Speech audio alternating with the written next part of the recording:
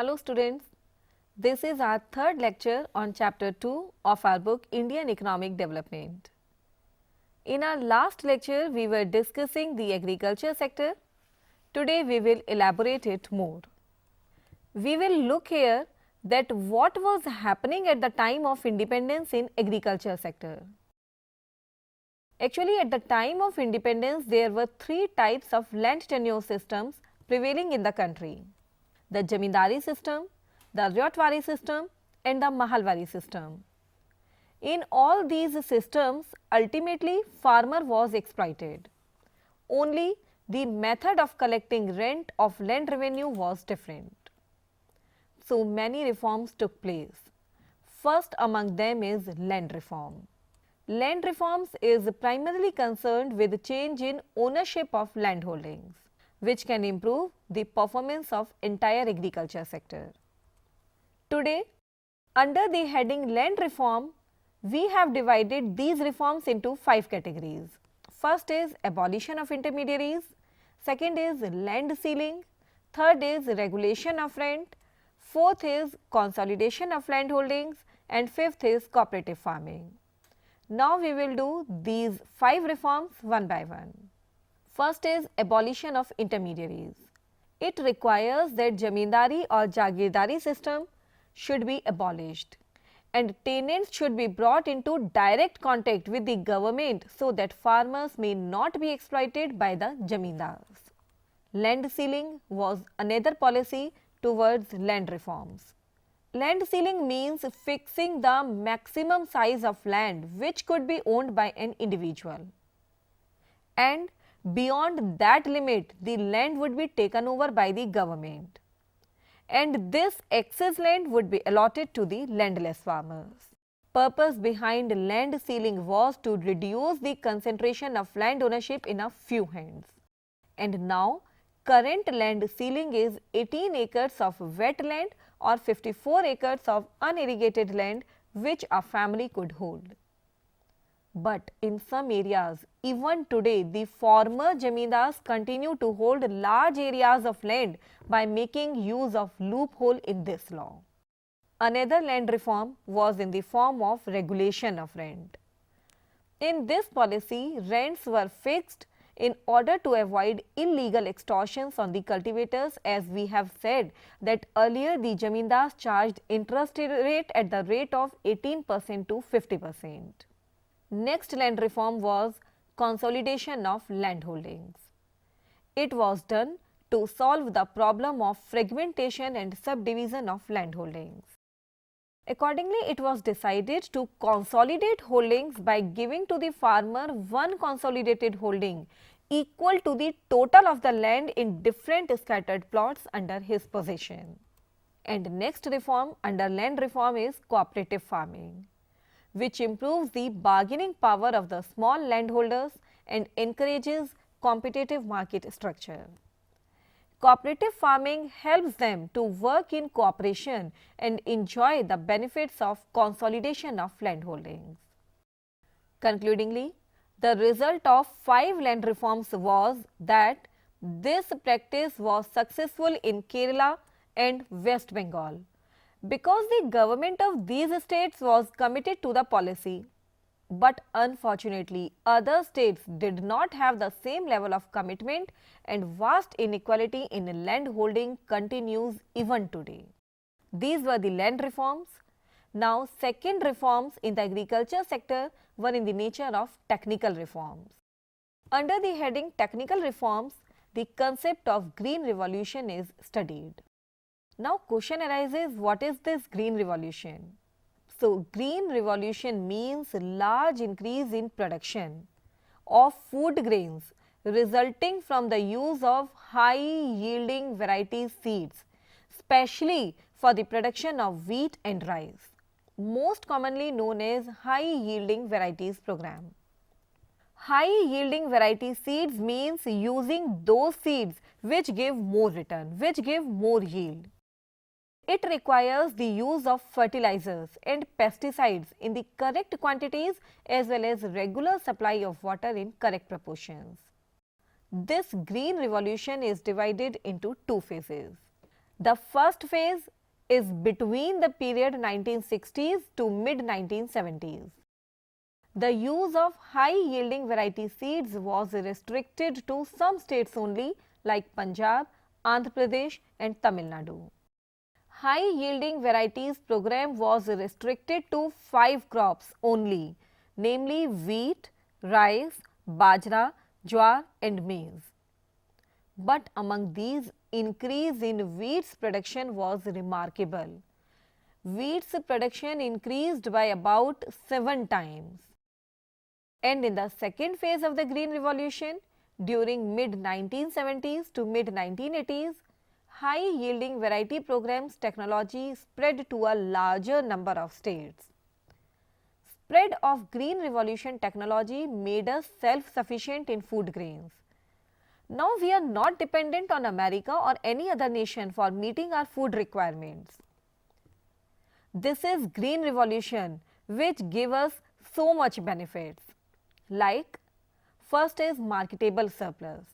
It means farmers started to sold agricultural produce in the market after fulfilling their own consumption requirements. That is, the farmers combined the concept of subsistence farming, that is self-consumption, with commercialization of agriculture, which improved their financial position. Secondly, Green Revolution resulted in multiple rise in food production, especially the crop of wheat. Sometimes Green Revolution is largely said as Wheat Revolution. Third benefit emerged from Green Revolution is increase in productivity. Productivity is continuously increasing due to the use of high-yielding variety seeds. The adoption of Green Revolution increased the income of farmers. It increased the status of farmers. India becomes self-sufficient due to Green Revolution. Many industries also established and started to producing chemicals, fertilizers, pesticides, machinery, etc. Therefore, there was a positive impact of Green Revolution on the overall industrial development of the economy. But if there are merits, there are demerits also. This Green Revolution also suffered many shortcomings, like the focus of Green Revolution was only on limited crops. It has little effect on commercial crops like tea, rubber, jute, etc. As we said, Green Revolution was centralized only to some states. So, effect of Green Revolution has been only in Punjab, Haryana, Tamil Nadu, Maharashtra, Uttar Pradesh and Andhra Pradesh. Green Revolution increased the income inequalities in the villages. The rich farmers earned more revenues as compared to poor farmers because of lack of funds with them. We were discussing the second reform in agriculture sector in the form of Green Revolution. First was land reform, second was technical reform in the form of Green Revolution.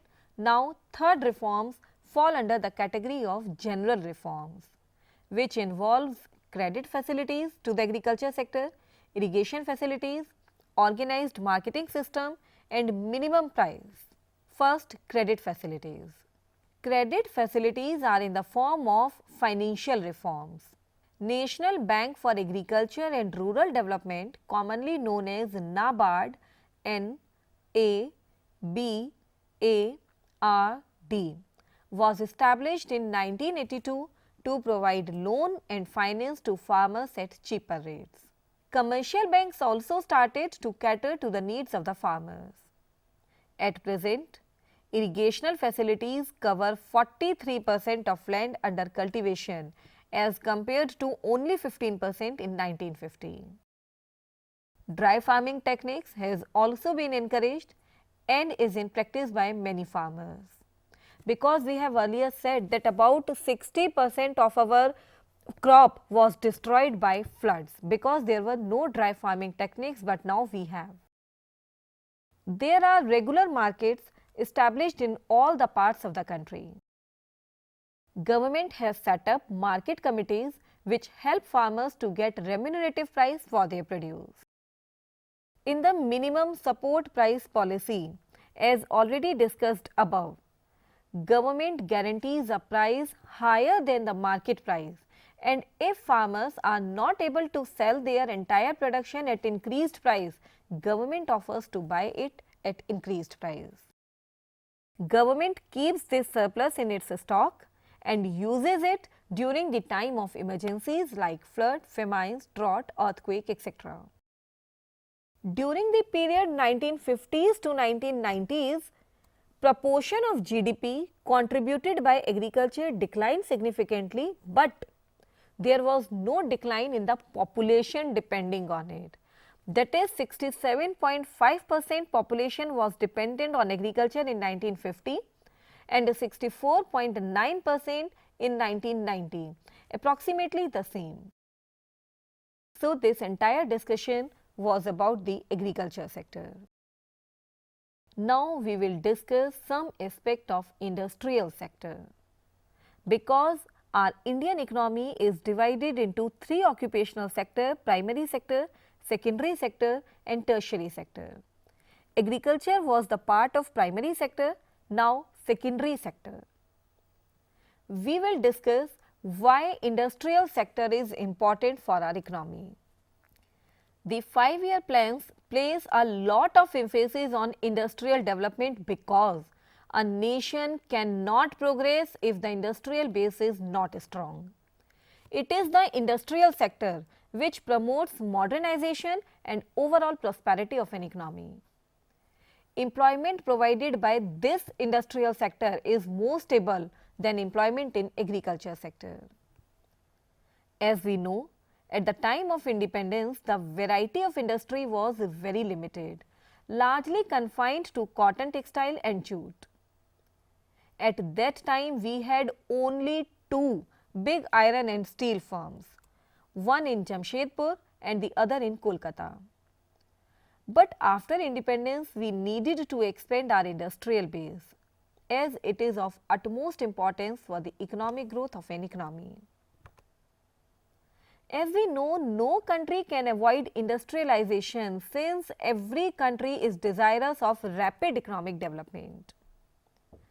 The economic history of advanced countries also shows that industrialization is the pre-requirement for rapid economic growth. The development of industries is important due to the following reasons. First, shifting from primary sector to secondary sector and tertiary sector is very important for economic growth of the nation, because agriculture is the main occupation of an underdeveloped country, not of developing or developed economy.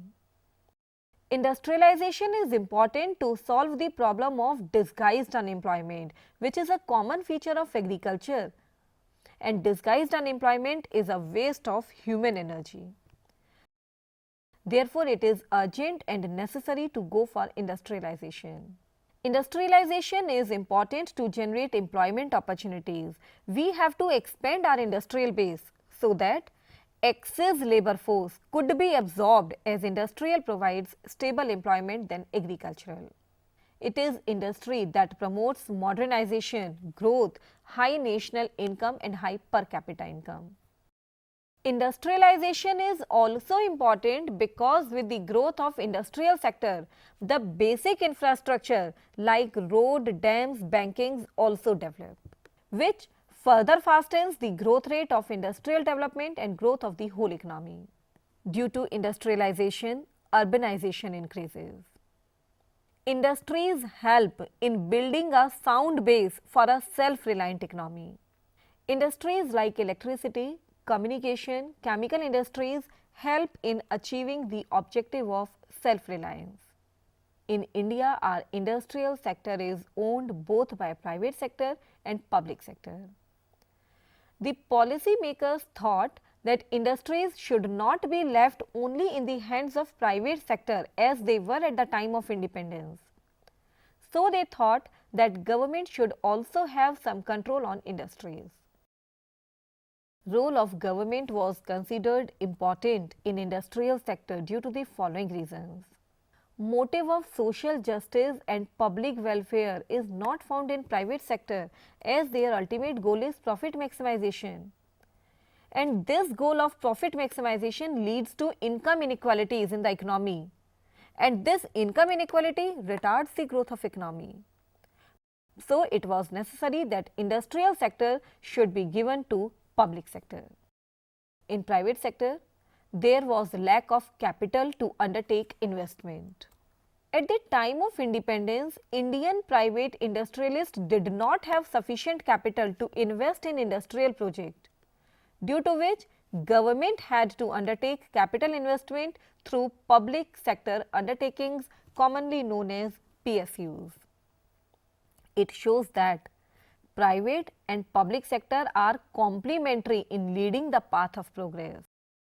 Only in the hands of private sector or only in the hands of public sector we can't progress. These both are complementary.